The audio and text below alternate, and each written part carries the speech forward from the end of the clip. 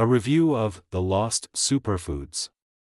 Make sure you watch the whole video to see my honest opinion about the book. I've been hearing a lot about the Lost Superfoods lately, so I decided to buy it and see if this is the food preservation guide I've been looking for all this time.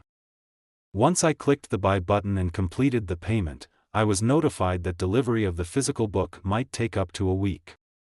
Personally, I prefer books you can hold in your own two hands and not digital ones you read on a screen. I decided to wait for my paperback copy to arrive by mail. It took only 4 days to receive it, so that was a pleasant surprise.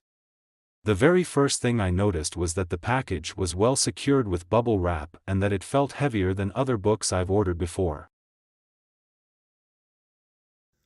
Hey, YouTubers. Just picked up this book, The Lost Superfoods. Really good book. I'm not knocking it. But on their website, it's not clear that this is a paperback.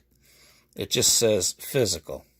Okay, but it has a computer graphics still shot of what looks like a hardcover book, so for $35, $30, whatever you're paying for it, you'd think you're getting a hardcover, but that's not what the case is. The contents in it are, it's everything about it is awesome, but they're not upfront about it being a paperback. The photos, it's like kind of like telephone book newspaper quality. They're not all that sharp, but the recipes and stuff are really good. So it's a good book, worth getting, but know what it is that you are getting. So it's not a hardcover, it's a paperback. So really good book, though.